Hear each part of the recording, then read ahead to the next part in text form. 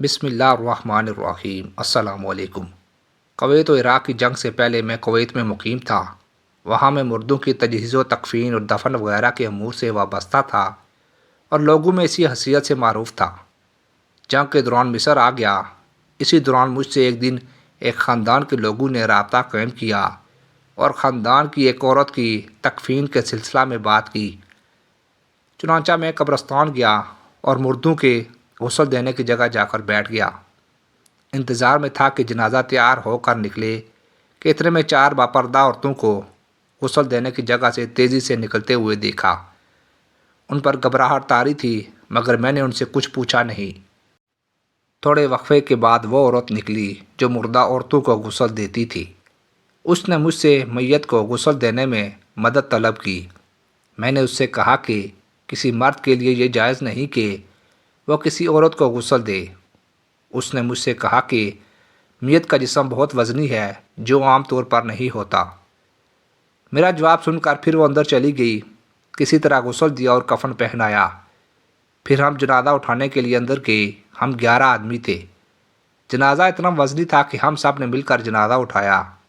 جب ہم قبرستان پہنچے اور جیسا کہ مصر میں رواج ہے کہ ان کی قبریں کمروں کی طرح ہوتی ہیں، وہ بلندی سے سیڑھی کے ذریعے کمرے میں اترتے ہیں جہاں مردوں کو بغیر مٹی ڈالے رکھتے ہیں۔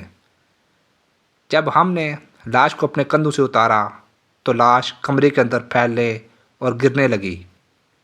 اس منظر کو دیکھ کر ہم سب گھبرا گئے اور وہ ہمارے قابو سے باہر ہو گئی۔ اتنے میں ہم نے اس کی ہڈیوں کی چہچہاہٹ سنی جیسے ہڈیاں ٹوٹ رہی ہوں۔ ہم نے دیکھا کہ کفن کا کچھ حصہ ہٹ گیا ہے۔ میں تیزی سے لاش کی طرف بڑھا اور اس کو ڈھک دیا۔ پھر بڑی مشکل سے اس کو قبلہ رخ کر سکا۔ دوبارہ پھر اس کے چہرے سے کفن کھل گیا۔ اس وقت میں نے عجیب منظر دیکھا۔ ہم نے دیکھا کہ آنکھیں جیسے باہر کی طرف نکل رہی ہوں اور چہرہ کالا ہو چکا تھا۔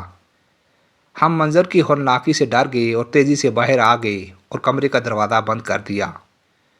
جب میں اپنی قیامگاہ پر پہنچ گیا تو مجھ سے مرنے والی عورت کی اولاد میں سے ایک لڑکی ملی اور اس نے مجھ کو قسم دے کر پوچھا کہ اس کی والدہ کے ساتھ قبر میں داخل کرنے کے دوران کیا پیش آیا۔